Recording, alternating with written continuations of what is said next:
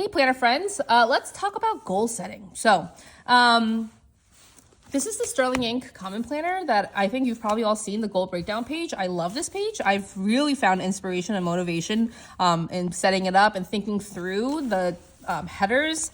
And this is my 2026 goal setting. It's actually very similar, but I do want to explain to you what the changes are this year that I'm just for my own mental health sake, what I'm changing. So let's start with this one. So if you haven't ever seen this, the goal breakdown, you have 6 categories of your life that you want to work on. You have someday, 1 year, half year, quarterly, monthly, weekly, and daily.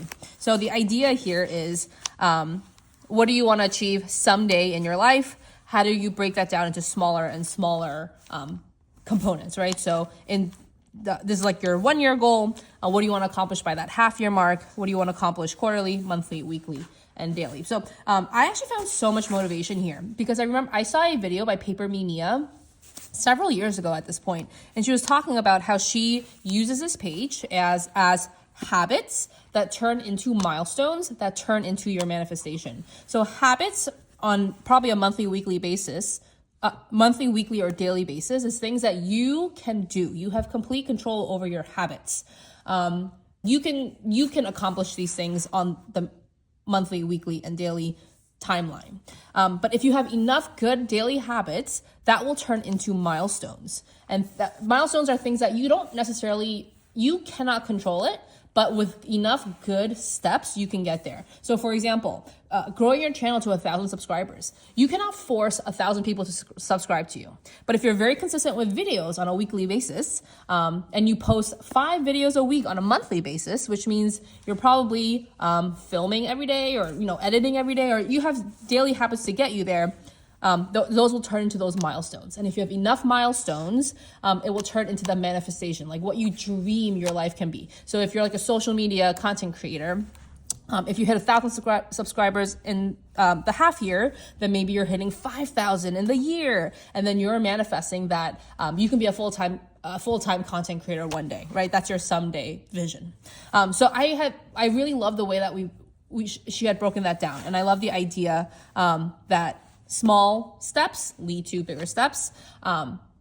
Even if you can't control those, you can get close to those milestones and then you can create your dream life. So that's what I had always kind of held this page as. But as you can see, like there's things that don't necessarily, like for me, daily, weekly, monthly habits don't necessarily like get me there. I just wanted this page, this goal setting to be a little bit more I almost wanted more manifestation than daily habits, because I don't think that needs as much elaboration, just physically like the space that you need to get there. But your manifestations, like you are getting creative and you're writing things down that you don't dare think about, which is kind of how I manifest. Like I wouldn't even talk about this with people, but for myself in my own planner, that's my manifestation, right? That's like my vision for life. So for this year, I did a very similar setup. It looks different, but it's very similar, I promise. And I have 5 categories of life. That's just what I want to focus on. And I have only 4 headers: future manifestation, 2026 manifestation, milestones, and habits. So I've just really simplified it down. It's just not as many like columns, basically. So this is my vision for life. My vision for, it could be 1 year, 5 years, 30 years into the future, what my vision for life is. This is what my vision for this year is. So just breaking that down at least into 1 year, because that's what this planner will encapsulate: the milestones that will get me there, and then the habits that get me there. So the habits, I gave myself enough room so that if I do have daily, weekly, monthly things I want to, daily habits that I want to, I want to set, then I have the space to do that. But if I have nothing there, that's okay too, right? I actually decided that less things should go here for home. And I'm going to put that in, but that's not a habit, but it is just a daily mentality I want to keep with me. So I'm going to put less things in. Some of these are really sparse, right? Like I don't have a ton that I need to keep track of, right? Because for my kids, I do a lot for them on a daily basis, but it's not necessarily things I have to write in. And this will change throughout the year. There'll be things I want to write in here later on that I didn't think of already. And that's how this planner should grow, but I just wanted to simplify it. So these are the habits that are going to create the milestones. And milestones I did think about this on like a quarterly or half year. Like what do I want to do in the first half of 2026 versus the latter half of 2026? So the things like what my kids, like activities that they'll be doing, or like trips we'll be taking, I'm gonna kind of flesh out more in the quarterlies. But for example, like for my husband and I, right? I want to ask around about other childcare options, so we don't always fall on my parents, you know, because that's not easy for them either. Like they're getting older, and I have 2 boys who, you know, just take a lot of energy and are very strong for some reason. Like my 1-year-old is so strong. So my 4'10" mother, you know, it's just not as easy for her. So she's happy to watch them sometimes, but I just want other childcare options. So thinking about like, you know, like part-time nannies or babysitters or something there. I want to go on 5 dates in the first half, 6 dates in the second half of the year, only because the second half of the year is both of our birthdays. So we just tend to go out a little bit more, like go on more dates at that point. And then I want to hang out with him again after bedtime.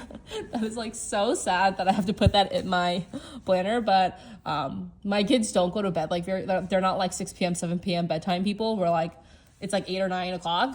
And my baby does not sleep well. So by the time they're both asleep, we're gonna rot in bed for like 15 minutes, and then we're just gonna go to bed, unfortunately. So I want to hang out with him again after bedtime. I want to like watch a show again and like, I don't know, like have a glass of wine if I want to. But yeah, I mean, these are milestones, right? This is not something that I'm not going to force him to sit down with me after 9:30 when we're both exhausted and hang out. But hopefully, if we have good habits, and, you know, my kids start to go to bed relatively earlier and they start sleeping through the night a little bit more, you know, that can kind of like organically happen. So this is kind of how I'm thinking about goals from now on. Just being a little bit more, allowing myself a little bit more space and flexibility to think about the habits, milestones, manifestations, as opposed to daily, weekly, monthly, quarterly, like half year. Like it was a little bit too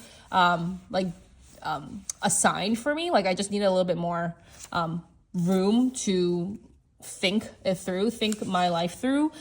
So I think this is a much better use of the system that Catherine created with Sterling Inc. So this is still very much her system, but it's just the way I am visualizing that system for myself from now. So if this, like speaks to you in any way, future manifestation, 2026 manifestation, milestones and habits, it's a really good way of just envisioning your life, I think. And if you're motivated, and this is a big one for me this year, this is like a personal milestone, is that action creates motivation, right? Motivation is not going to create action. If it does, there are some times that does happen. Like you have so much motivation that you're, running out to go accomplish these things. That's incredible. That's amazing.